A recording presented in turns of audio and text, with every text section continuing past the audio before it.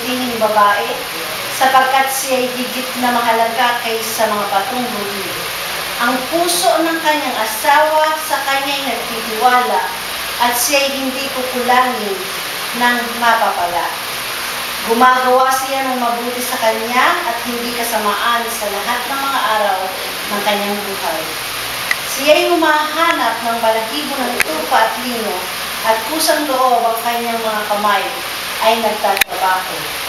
Siya ay gaya ng mga sasakyan dagat ng mga ngalakal, nagdadala siya ng kanyang pagkain mula sa kalayuan.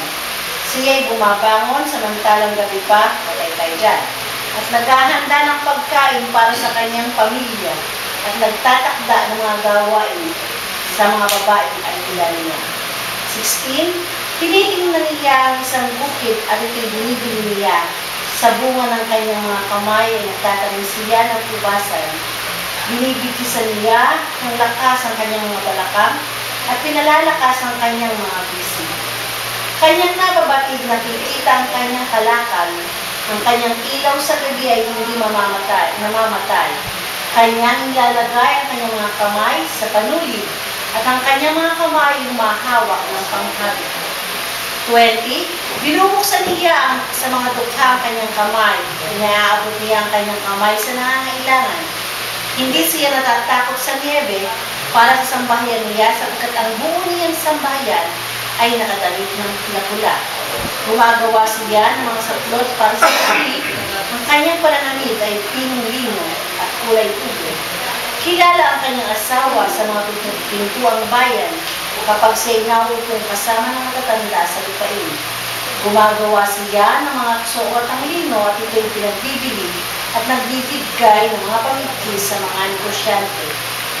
Kalakasan at dangal ang kanyang kasuotan, at ang panahong darating ay kanyang tinatawanan. Binubukan niya ang kanyang bibig na may karunungan, at sa kanyang dila ang aral ng kabaitan.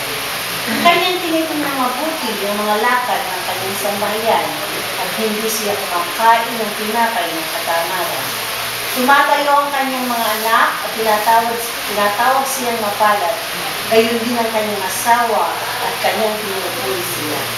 Maraming anak na babae ang nakagawa ng kabutihan, ngunit silang lahat ay iyong nagitan. 30. Ang alindog ay nadaya at ang ganda ay walang kabuluhan, ngunit ang babaeng natatakot sa Panginoon ay papupulihan. Bigyan siya ng bunga ng kanyang mga kamay at purihin siya ng kanyang mga gawa sa mga pintuan.